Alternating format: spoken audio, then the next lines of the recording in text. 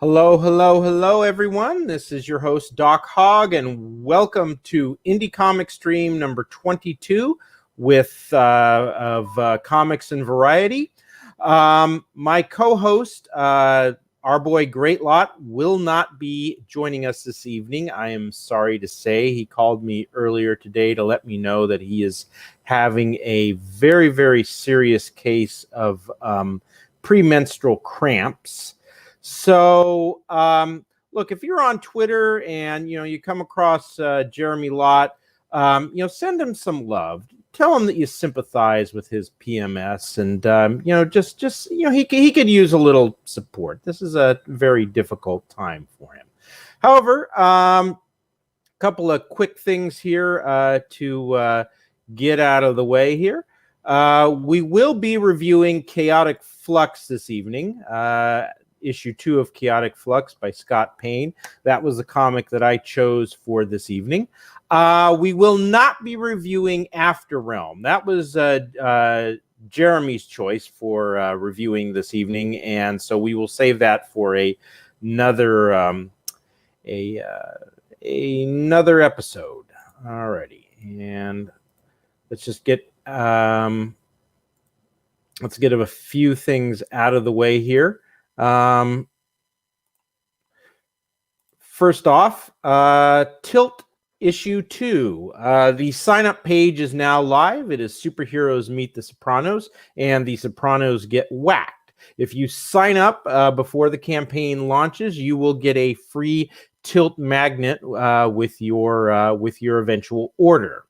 I sent the script off to my illustrator, Marcos Lima, on Saturday, so the process has begun.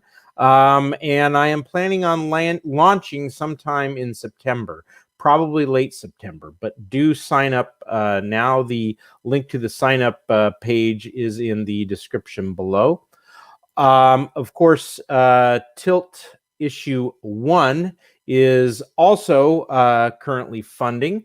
Limited number of perks are left, about 7 of the full house, where you get a copy of both covers of Tilt. Also, you can just get the standard cover. There's 7 of those left, and there's 1 left if you just want the variant cover. And then, of course, we will also be... give me just a second here.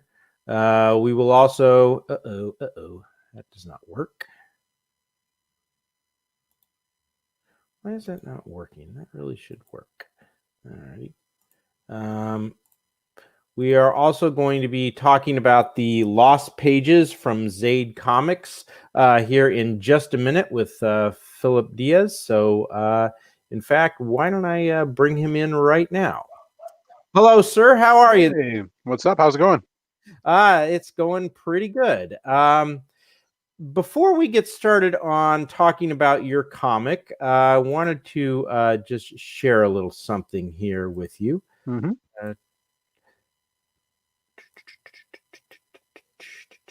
It's good to be back, man. Good to be, well, I appreciate that. And boy, your campaign is just, you're cooking with gas. I mean, you're over $24,000 now, man. Yeah, it's insane, man. This is only your second campaign, right? Yeah, that's right. Yeah. Outstanding. Well, that is outstanding. Alrighty, I want to share this. This is from Weekend Woke Up Call with Adam AF, yeah. Adam AF, and this was the beginning. Very important here. This morning, as COVID cases mount across the country, the mass debate is intensifying. People are very passionate on both sides of the great mass debate. The partisan mass debate is heating up. Mass debate's growing. The president is trying to have us cover the mass debate. CVS, Target, and Walgreens are getting in on the mass debate. The mass debate taking center stage at local restaurants. It's 9 minutes after 6 now, and there's new video of a raging mass debate. The mass debate in Georgia is getting ugly. The great mass debate in West Virginia might soon be coming to an end. This mass debate is far from over. How many mass debates have you gotten into? Love to hear it. The mass debate was taken to a whole nother level. Bishop David Zubik tells Pittsburgh's Action News 4 he found himself in the middle of a mass debate. And we'll dive deeper into this mass debate. So we're going to begin with this thing we're calling the great mass debate.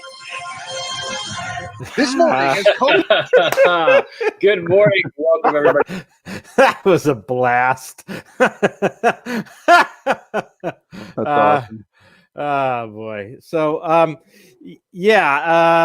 was a great time. So I want to start out by asking you the most important question about your comic. Is it part of the great mass debate?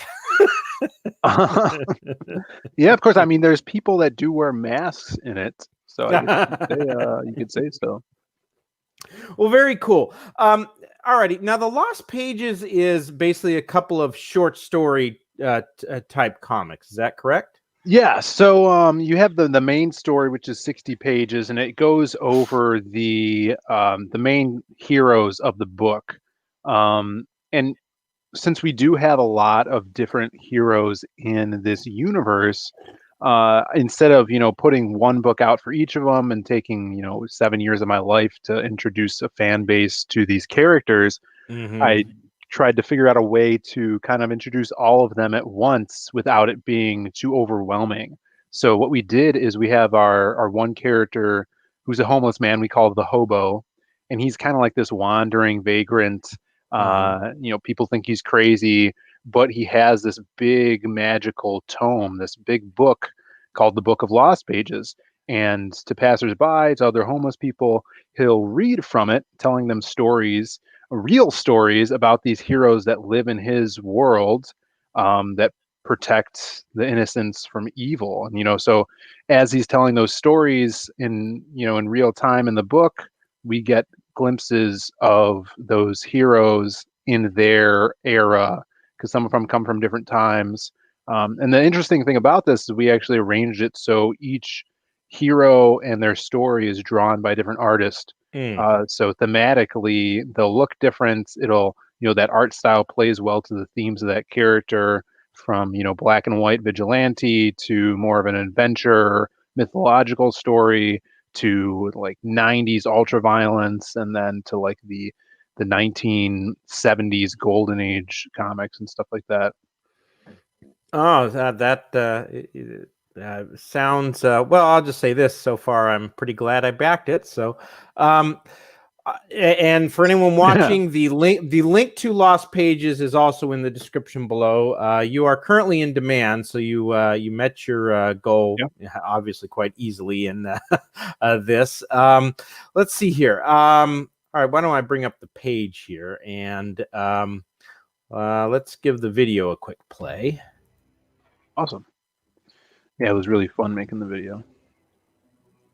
The Lost Pages, from the minds and hands of Zade Comics, comes the first book in their connected universe of heroes, with a cover by legendary illustrator Simon Bisley.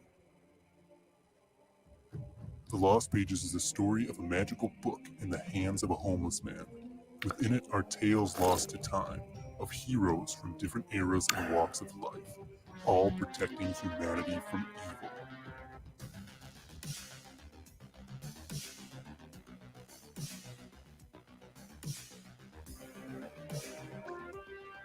As the word of the book is spoken around a trash fire, new crusaders of justice will be revealed to this world. A supernatural vigilante on the hard streets of Chicago named the Silhouette. An ancient sorcerer battling horrific myth on the high seas known as Wild Card.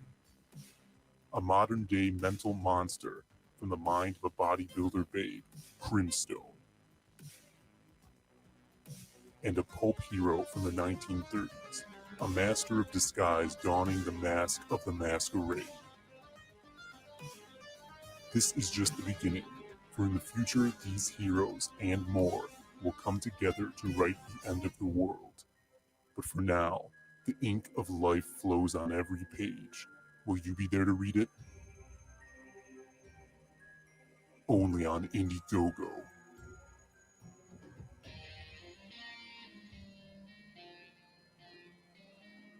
Only on Indiegogo. Nice.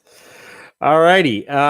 Okay. Why don't you tell us just briefly about each one of these stories, and start with this guy here. Oh yeah, the big purple guy. Yeah, he's awesome. Thanks. Yeah, that is Crim, He's, this monstrous jacked being, but the girl that sits on his shoulders is actually the human that Krim is her imaginary friend. Mm-hmm. So throughout that story in the main book, you'll see both of them as, children. Krim's not going to be this jacked monster. He's going to be, kind of like a lanky, goofy, imaginary friend that, has her back and makes her chuckle during, hard times. And you see them play together as kids, but then she grows up.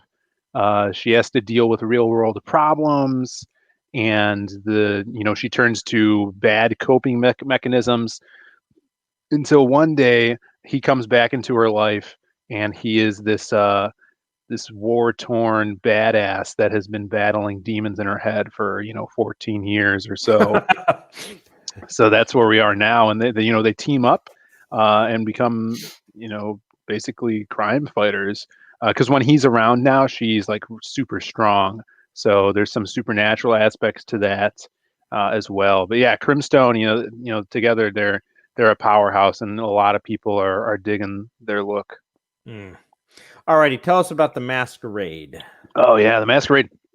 He's another fan favorite. It's something we haven't seen in a really long time in comics. He's kind of like a throwback to that golden age pulp hero, like the Shadow. But he is a master of disguise. His story takes place in the 1930s in Chicago. He's kind of like our first masked crime fighter in this universe. And in this story, he's fighting mobsters. He's taken out the Brown gang, and he could take the shape of any human, so he could disguise himself as anyone. And he's obsessed with theater and the dramatic, so he speaks in Shakespearean talk to mock his enemies. But he also has a secret identity that we get a glimpse of. His name is Easton Carlisle. He's a stage and theater actor, kind of a socialite in the city, and we see him, performing one of his plays. He's got a hot, sexy girlfriend who's a lounge singer in the shades of Jessica Rabbit. So hot, sexy girlfriends are always yeah, for sure. So that's really excited for everyone to read that one, because you get a little bit of romance in there as well. So there's everything in that story. Alrighty, the Silhouette. Yeah, the Silhouette. He's our first character my brother and I ever created. This whole universe started with the Silhouette. It was, the Silhouette was the main guy, and then these were all like side characters that sprung out from that story. But it just became so vast that we, rebranded it to the Lost Pages. But the Silhouette, he's a man that doesn't know his past. He's a total shadow, the embodiment of darkness. And he's a supernatural vigilante compelled to, bring justice to evildoers. In the story, we see basically through his eyes, everything's in black and white except for the blood is red, and that's how he sees things. Either you're someone that is going through life minding your own business, or you're someone that's doing bad things. So we get kind of an inner monologue of how he sees the city around him and how much he hates it. If you guys love characters like Rorschach, if you love Frank Miller, that style of vigilante, then I think you're really going to like Sin City or something like that. Yeah, Sin City. Yeah, the cool thing about the Silhouette is he has his powers over the shadows, so he could pick people up by their shadow. He could choke people's shadows, and it'll affect them. He makes guns out of shadows and stuff like that. So he's a really interesting character. And, he has a weakness that we'll explore in the future. And also another thing I like about him is, since he doesn't know where he came from or who he was, the reader is going to learn that at the same time as he does. Interesting. Alrighty.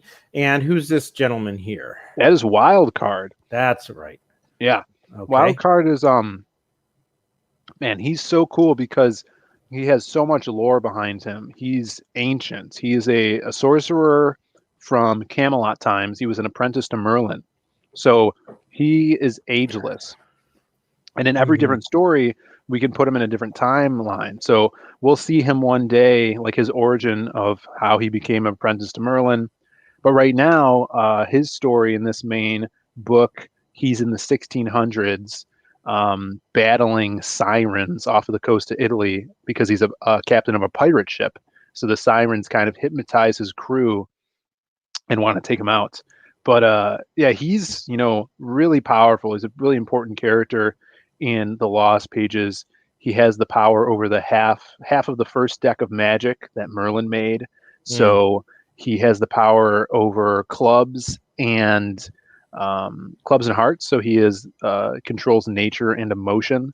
He has that big war hammer there, and he also has his best friend, who is a talking wolf named Scar. We'll see a lot of, but he's like our comic relief.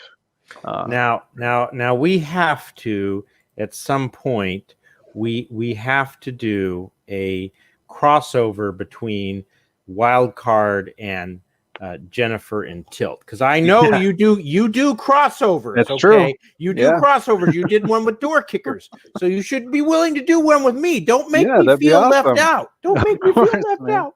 No, yeah, that's and I mean, Wildcard totally would be able to do that because like Magic Hop, he's a sorcerer. He's involved in magic, so he could jump dimensions. And in fact, in the future stories, there's going to be some dimension hopping with Wildcard's powers.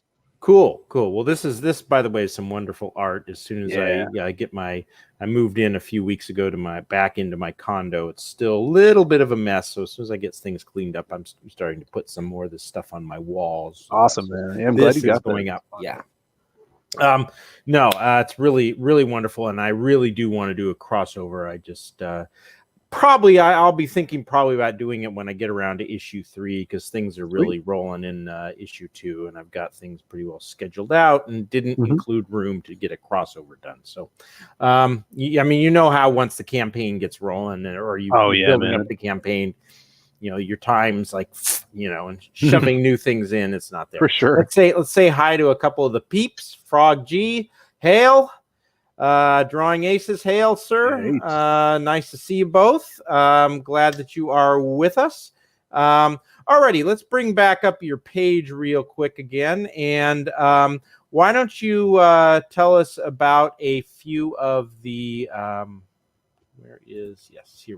few of the perks here. Yeah, sure. So the main one, the featured perk, it's limited to 25 copies. But we're actually getting Simon Bisley, who did that cover we were just looking at. Legendary artist, super popular in the 90s, did work for DC, 2000 AD. Everybody, Heavy Metal magazine covers. The guy's a rock star. So he did our cover, which, was mind-blowing for me. And he agreed to sign a few copies of the book. So, we're going to have him printed because he lives in the UK. Print it over there with the same company, mix them. They're going to ship it to him. He's going to sign them.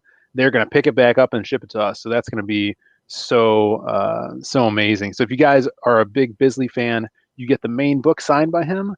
You get the bonus comic, which I'm excited to talk about because that's an extra thing we're doing for this campaign. And you get the poster of the Bisley cover and the sticker pack, which 6 AM Comics did amazing stickers of each of our characters from our main book. That's very cool. So definitely check that out. All right, so you can get a signed book as well. Yeah, so the regular book, $25. We also have the digital. The cool thing about the digital, though, I know a lot of people aren't about that, but if you guys do decide to get the digital, we have a special blockhead that everybody's going to get for free of the silhouette. So we did this with Magic Hop as well. Everybody that got Magic Hop got a blockhead that they could put together. And even the digital tiers, you could print out the PDF of the silhouette and put them together as well. Okay, what's Passion for Drawing sketch card? Yeah, so these are new. There's actually one left. Passion, a good buddy of ours, he did the back cover of Magic Cop. He also did the Masquerade trading card that everyone's going to be getting. And he pumped out a bunch of sketch cards, and these are the first 4 we're showing off. And I think the one that is left, the last one, is the silhouette. So that last one's available. You could also add it on to any of your perks if you haven't backed the book yet. So definitely pick up a sketch card. It's pencil inked, and he colors it with Copic markers. One of a kind, exclusive sketch card. All righty, signed comic book and bonus comic. Yeah, so this is like the everything, right? If you want the most material to read, this is your basic pack for that. So once those Bisley packs run out, this will be our featured tier. So it's the main book and that bonus comic I was talking about. And Doc, if you scroll up to the first image, it's actually the wraparound cover that we unlocked for the bonus comic. Oh, this one? Yeah, so this is drawn by Joe Ball, and he drew every character that is a hero that has a story in the Lost Pages and the bonus comic. So what the bonus comic is, it's a book that it's basically a companion supplemental book, but it has short stories in it, 4-page short stories that dive into action scenes and like shows off the personality of these characters and introduces even more characters than what's in the main book. So this is, expanding upon the whole universe. So if you dig what we're doing here, definitely want to pick this up so you could have the first appearances for other crazy cool characters. Yeah, and they're all on there. It's going to be colored by the same guy who colored our main cover. So yeah, everybody's going to get this beautiful piece on a wraparound cover for that bonus book if they do pick that up. World Comics Review, thanks for stopping on by, and certainly that sentiment is shared by yours truly. So, thank you. This looks really, really good. Okay, then you also have both books and Crimstone Mask. Oh, so you can go out, during COVID, you can actually you're actually offering people something to wear. Yeah, you could represent. So thoughtful of you. Represent Zade Comics. Here, I'll show you. I have a little prototype here that's what I was wearing in the picture. So yeah, this is the mask. You could add the mask on to any of the tiers with the add-on section before you check out, or you can get this $60 tier which comes with both books, the poster, and the mask. So something, just a little new thing to add as like a merchandise thing for the campaign. Phenomenal. Now, I think you said earlier that this is going to lead to, or it might have been in the video. I think it was the video. It said something about leading to the end of the world in the story. That is actually where you're going to go eventually with this. Yeah, there's an end to this universe. And it's down the line, and this is something that we came up years ago, like how we would end this, story or series. And it deals with all the characters, and that's what this whole thing is leading up to. But along the way, there's many stories and many branches offs, and just little stories that everybody could enjoy. But that's what the Book of Lost Pages is about. It's basically building to that end of the book. Alrighty. Again, the link to Lost Pages is in the description below. It's in demand right now, so you should back it as quickly as you can. How long do you think it's going to take for you? I mean, to get to that end, or maybe you don't have an idea exactly yet, but if you do, how long is it going to take you to get to that end of the world point? How many more issues? How many more years? Right. Yeah. I'm not sure. I think we're going to, because we're going to have some big events, right? Where everybody meets up, kind of like these life-changing events that you see in comics regularly, kind of like the comics in the 80s, like Crisis and stuff like that, where all the heroes would come together. So we're going to have a few of those that I'm really excited about. But we might see glimpses of that future where it's nearing the end.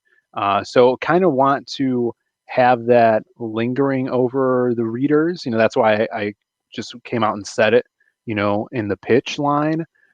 Because that is, a moment in time that we're going to see in the future. So I'm not sure how long we'll get there, because there's a lot of stories to tell here. We can even have characters that spin off and have their own campaigns that I'm thinking about doing, because it's very fruitful, this universe, because it took a years to build up to this point where we're releasing it now. Mm. So, but I'm excited to get there, but I'm in no rush. All right. Well, hey, it is good. Certainly is good to know there's going to be more of this coming down the road. Oh yeah. Tell me, what is one or two things that you've done differently in your second campaign versus your first? And I will admit that there is definitely some self-interest here in asking that question.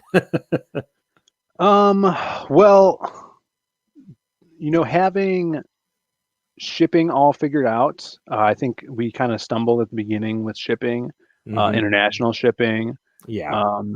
with that stuff, and then just like the different options. Like now we could have up for sale original pages of art because we're working with traditional artists now and a Mhm. bunch of awesome traditional artists. Other than that, I'm not sure. I feel like I don't know really. It's the campaign part was kind of easy for me this time because I already knew we did it once, so throwing it together was pretty simple. And I was already used to doing updates and putting up these sketch cards because I did it the first time. So I feel like I'm pretty comfortable, but I think like the tests are still happening. Like Mhm. doing the mask was a test for us because we didn't do that for the first one. So test it out. We didn't know how well it was going to do. It turns out that people, just added it on and they liked it. So people were grabbing that up. That's pretty cool. So maybe we'll do something next time with Magic Cop. That's another a physical perk like that. It's all trial and error and experimenting. I think Mhm. Mhm. probably after the third one, maybe on the fourth one, we'll be like, okay, this is the formula. But if you're the cool thing about doing these crowdfunders is it's all experimental. It's all risk, but there's no like it's not really a high risk because if you're Mhm. putting these perks out like the mask, if no one buys it, then you don't have to make it, right? It's not like I'm making all these, like I'm making 100,000 of them, Mhm. and then seeing Mhm. if people want it. So I really like the way they're doing it right now. Good. It's good to hear. Yeah. Alrighty. Anything else you want to add? Yeah, we if you scroll down, we can actually show off the new blockhead that is by the stretch goals. And then there's also along the way we added some more art. So like we could talk about the characters in the bonus comic because there are more characters. I don't know if you've seen them yet, Doc, but just after here, we'll get into those. So these are the stories dealing with some of the characters in the bonus comic. Am I still not to the blockhead yet? Yeah, blockhead's down here. Oh, there it is. There Yeah. it is. Oh, nice. So he's pretty nice. cool. He's got guns. And do you get if you've purchased the PDF, do you still get the blockhead, or if you If you got the digital copy, then you will get a PDF of the blockhead, so you can print it out and then cut them out and put them together. And you don't need any tape or glue or anything. There's like little slots that you just cut and then stick into each other. It's pretty good instructions on there. So yeah, that's going to be a lot of fun. Yeah, I may have to just purchase. I usually purchase PDFs now because we review them on the here, and it's PDFs just make that easier. But I may have to. If I do the sketch card, one of those remaining sketch cards, this will come with it, right? Yeah, I'll throw one in there for you for sure. Yeah, the sketch card, and we're gonna don't throw in the sketch card. I'm saying if I buy the tier with the sketch cards, this comes with it as the stretch goal, right? Right. Okay. All right. Yeah. Awesome. And we're also going to be putting up more sketch cards as the weeks go by. Like, so if that silhouette one sells, we have more to throw up there as well. But the thing that won't is there's a bunch of trading cards for each character as well if you get the book. So those come with the physical books, which we have awesome creators on our trading cards. Dan Frega's doing a trading card. Passion for Drawing did one. Yeah, and there's a little bio. With the deck of cards I'm gonna sell this second time around. I'm actually gonna have custom art for the jacks, the kings, the queens, and the aces as well. I've got Lenore's doing the queens. I've got the guy Jeff Craven who did my variant cover last time. He'll be doing the jacks, and then gosh, I just got the other guy lined up for the kings, and I can't. He was actually one of my customers, and I'd misshipped to him because I had the wrong zip code. I put the wrong zip code, so we were going back and forth, and he just happened to mention that he did some art, and I said, "Do you have some samples?" And he started showing me what he was like. Hey, that's really good. Would you be interested in? And we went back and forth, agreed on a price. So if give me just a second here, I can.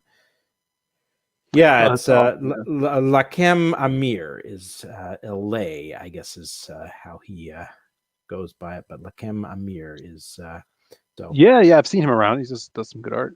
Yeah, he does. So he's going to be doing the kings. Haven't figured out who I'm going to have do the aces just yet, but nice. Hopefully that'll make the deck of cards did okay last time.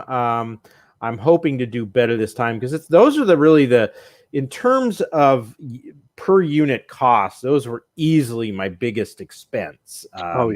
Yeah, because deck of cards, it's just, it is what it is. I mean, it's they're just, you have to print them out in a sheet and slice them, and they're small, and they have, there's a special paper that they use and everything. So at any rate, I'm hoping this next time around those will sell better because I need to sell a certain number of them before the cost turns into I exceed the cost and start making a little money on it. So for sure. At any rate,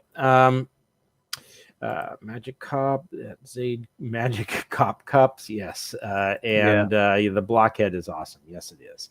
I unfortunately misplaced my Magic Cop one. Oh no! Long story, but I was in this little tiny attic apartment and was putting I had my stuff, my kids' stuff, and stuff just when we got moved, it got misplaced. So I'll get the blockhead for this next one. So awesome. Okay, so who are some of these others? Hello, guy from Red Bank. Nice to see you again, sir. All righty, let's who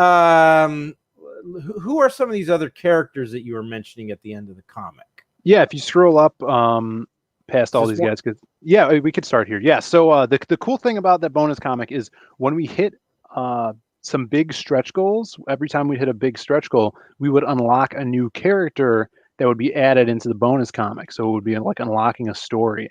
And this is one of them. His name's Vayne. He is a badass demon bounty hunter from hell. So he's totally like just like a hot rod guy. Obviously super muscular, and he's a demon from hell that is sent to Earth, contracted to go and hunt down escaped demons and drag them back to hell.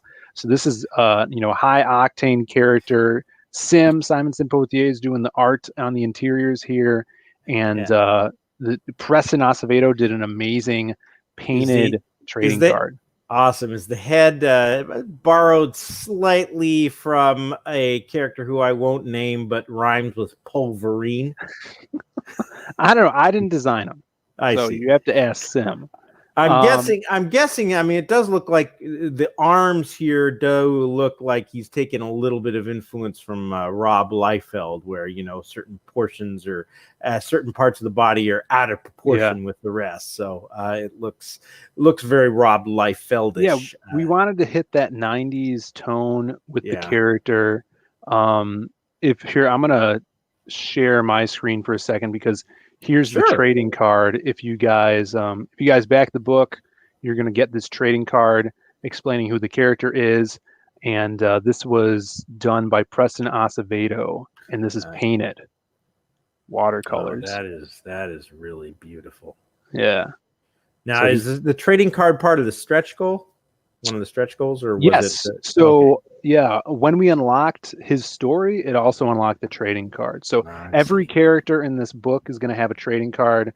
You'll get 9 of them, or you'll get 8 of them at the base. But if you were a first week backer, then you'll get that silhouette one that was by Andrew Huerta.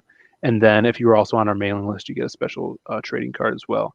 So we're really putting out a bunch of content here. So if you haven't backed the book, definitely do so. And if you've backed the digital tier, if you want the trading cards, you have to back the book, the physical tier. Okay, it's a self-insert. Sim just uses his own head as a reference.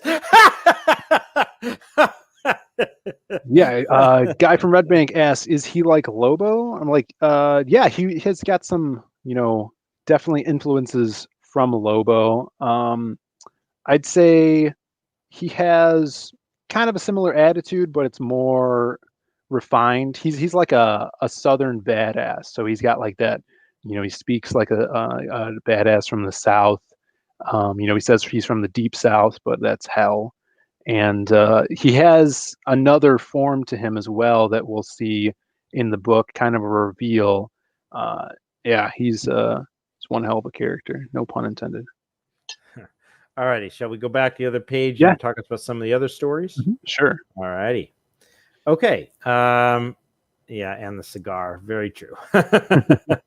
Well, hey, look at it this way. At least Sim didn't decide to do a self-portrait of his naked upper body. Yeah. You only get that on the streams he shows up. That is true.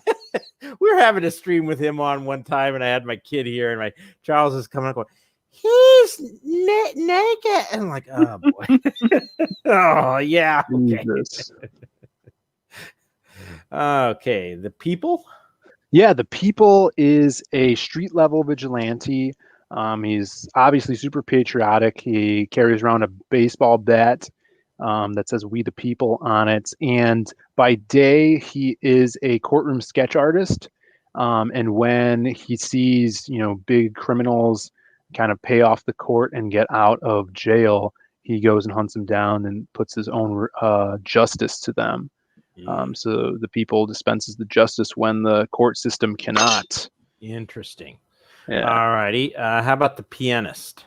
Yeah, the Pianist is our sexy assassin. She's kind of like our 90s bad babe. My brother's doing the art for the Pianist story, and we have Doodle Bags doing the trading card. Awesome stuff coming out of there. And this is kind of our like anti-hero. So she's not really a good guy. So maybe like characters like Deathstroke, you could allude to her, draw some similarities to her, because she's getting paid to kill people. She just happens to get messed up into some morality things where we'll see later on in the series how she deals with that. But her story is, we see her on the job taking some people out, and we get a little glimpse into her personal life. And the reason you call her the Pianist is this piano wire that she's using here? Yeah, she's themed around pianos, and by day she is a piano player at a piano bar, and she has that special weapon that's a straight razor with piano wire that she could choke people out with as well. Interesting. Okay. So this is Wild Card. All right. Yeah, so and those are the main ones. So we have one more that I actually don't think there's a picture up there for. He's already unlocked. Kyung Lee is drawing him, and he's kind of our manga style character. If you guys are a fan of Xenotype, Odie, the artist from Xenotype, is drawing the trading card for our manga style character, whose name is Drift Legend. He's kind of a mix between Shang-Chi and Speed Racer. So if you guys like cars, you're going to love Drift Legend. And then the next stretch goal is if we hit 25,000, we're going to get kind of our young mutant type characters. So if you're a big fan of X-Men, there's a female character. She's a young college student, and she kind of discovers she has these weird powers. She doesn't know what's up with her, and we see like the first time she ever uses them. And her name's Matte Black. She has she was one of our first characters we ever created. She was kind of going to be a sidekick to the Silhouette, because the Silhouette is kind of like this urban legend figure in the city. So she goes and seeks him out to see if he's real, if she could learn anything about her powers from him. But yeah, she's kind of like this, drifter college student. She doesn't care about school. She's just drifting through life and doesn't know where she belongs. But yeah, then she gets her powers. So Illustrator Monk is drawing that. We just posted an awesome image of the first page of that today. So we got to get there before we could actually put it in the book. But I'll show that image off if you share my screen again. We are $878 away from unlocking that goal. So if you are watching and you haven't purchased yet, the link to it is in the description below. Yeah, all please righty, do. let's show that art. Yeah, check this out. This is some sexiness here. So this is Matte Black. We see her, she's dreaming here, and a bunch of black goo is covering her, and then she wakes up from her slumber, and she goes to school. Something terrible happens, and then her powers kind of kick in. So Illustrator Monk is killing it on here. He's doing a great job. He's always I think he's making this part of the great mask debate, don't you think? Yeah, probably. And then we have here's another. This is from the cover of the bonus comic, Joe Ball's rendition of Matte Black. So her powers is she secretes this black goo that she could form into different constructs, like guns, or later on guns. You had me at secrete, but it's natural secretion for sure. Very cool. Very cool. All righty. Okay. Anything else? No, that's it, man. Just everybody check it out. Please back and help us make this happen, grow the book even larger. All righty. Well, thank you very much for stopping on by. I really appreciate it. And one last question. Do you think all of did having all those multiple stretch goals, how much do you think that's crucial in pushing you to the $24,000, almost $25,000 level that you're at now? It's hard to tell because we were doing so well time wise from launching until getting up to, I think our first stretch goal that unlocked a story was at 12,000 or 13,000. So like we did that pretty quick. Like we got to 10 pretty quick on that. So it's hard to say, but I think it is, if anything, it's fun for the backers to see, we reached another stretch goal. We're looking forward to this. I've had people back just to try to, back again, 2 times just to try to get us to a higher stretch goal, which is amazing. Thank you for everyone that has contributed. But I think, putting those goals and the marks to unlock different things, and especially different story things, like adding more story if you're doing like a supplemental book like we are, that is a really good way to interact with your fans, because then you always have something to update your fans about and communicate with them. Hey, we're doing great. You made a difference and you put a dent into this campaign, and this stuff is happening because of you. Very cool. Very cool. All righty. Well, I'm going to let you go now. Thank you again so much for stopping by. And let's get to that $25,000 mark and unlock that last stretch goal. Thanks everybody. Thank you, the chat. Hail the chat, and back to Lost Pages. See you, Doc. Take care. All righty. Let's do a couple things before I review Chaotic Flux here. Couple of quick things here. First of all, let's go to since Jeremy is not here, I do need to let you know that a couple of weeks ago we were having a debate over whether or not drama in Comicsgate is hurting sales, and he claimed that because I was claiming that because Ethan Van Sciver had done even greater business this time around than he did last time in terms of a dollar amount, that it wasn't hurting and perhaps helping. Jeremy was like, no, you got to count the number of backers, and he wasn't at the same number of backers I think he had last time, which was around 8,600. Well, now Ethan's at $1 million, and he's at more backers too, over 9,200, almost 9,300. So I was talking to Jeremy earlier, and he is now cowed and humbled and agrees that I am right. So win for me. Okay. Let's see. What else? Let's also briefly, for just a minute, talk about the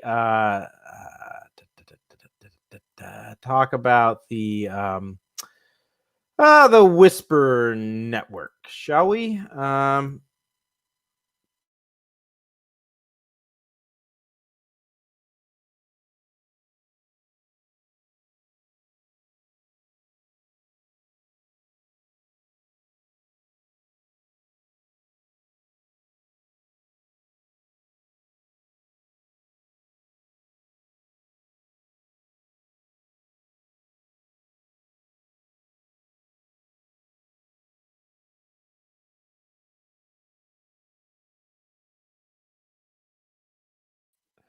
Well, sorry about that. I don't know what happened there. I think I do know what happened. My browser crashed for some reason.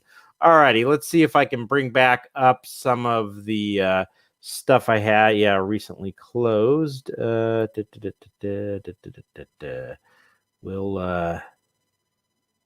just get to a few of these things here. Yeah, all righty.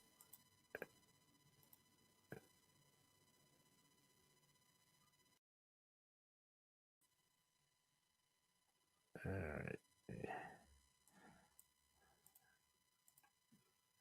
Okay, let's get over to the Whisper Network very quickly here. Please do not crash. Please do not crash. All righty. Episode 2 of the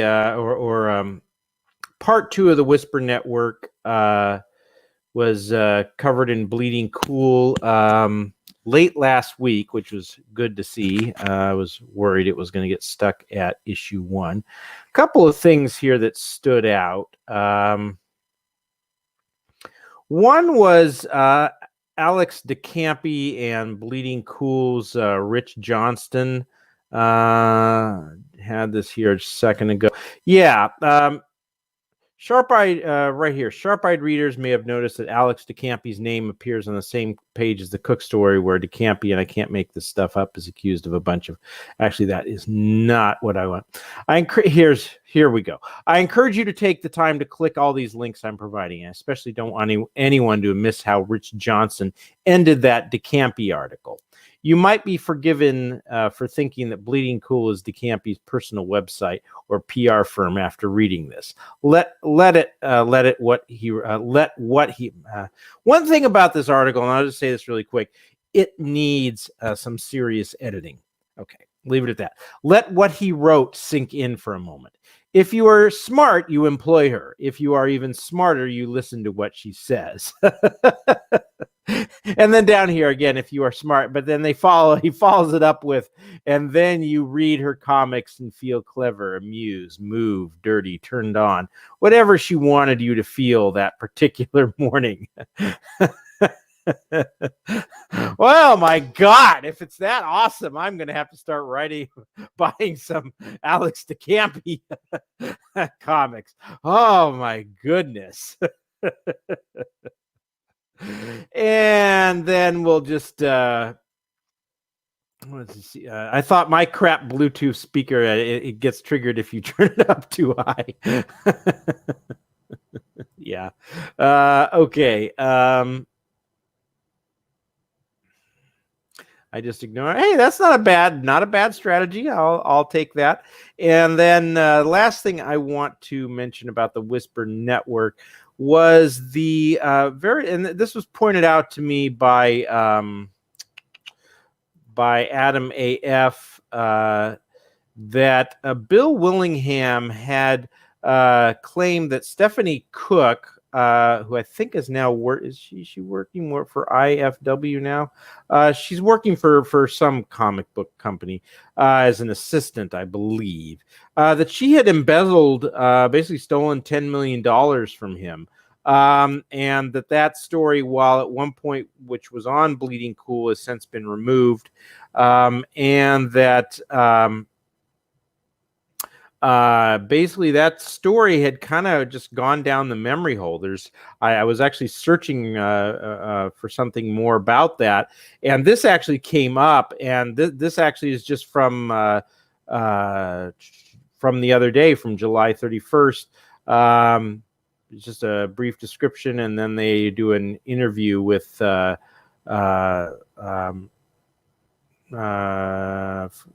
Bleeding Fool editor Chris Braley. I haven't had a chance to listen to this yet, but it's at criticalblast.com.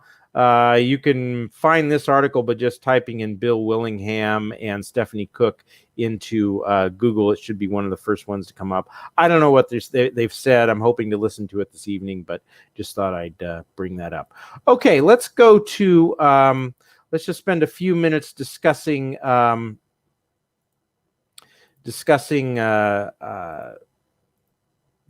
Chaotic Flux by Scott Payne. Well, first thing is, and the first thing I have always liked about this comic book is the art.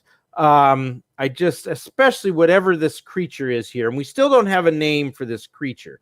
The name of the main character here is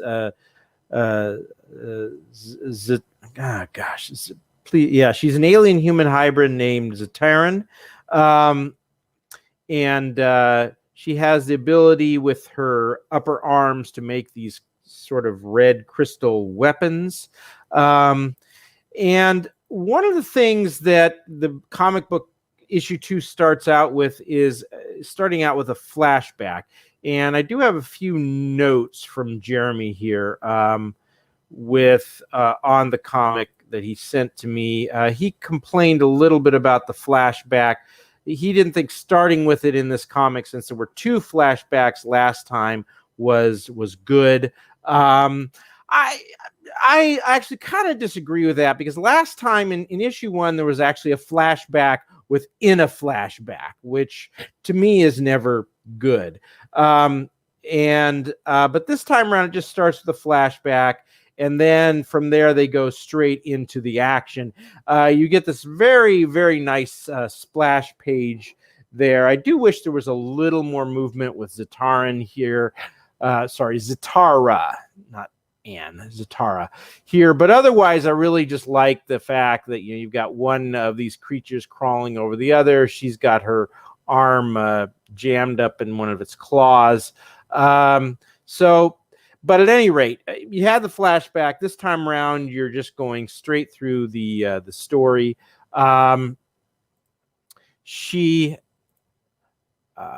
There is this little girl who is come running out to help her, is firing away with this rifle. And now what's interesting here, and this is one of the things Jeremy mentioned, what was the purpose of doing this kind of role here? Was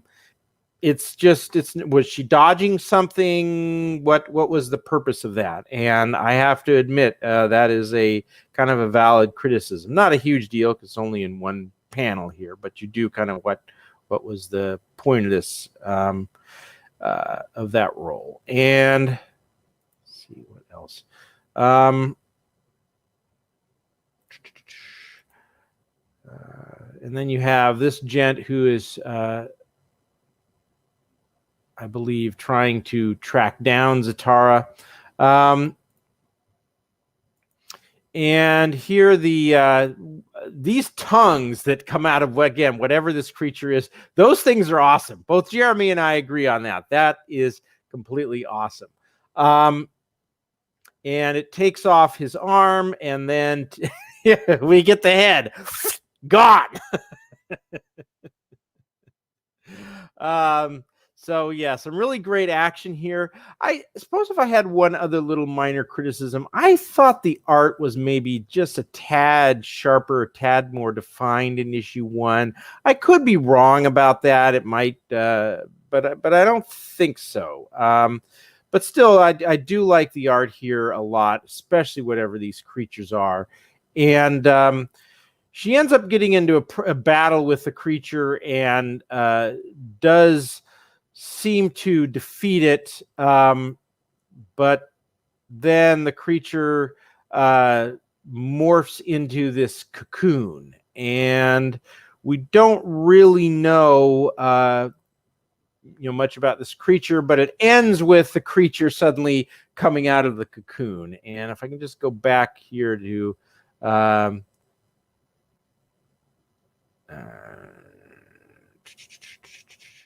the different kind of dial. Yeah, did them know?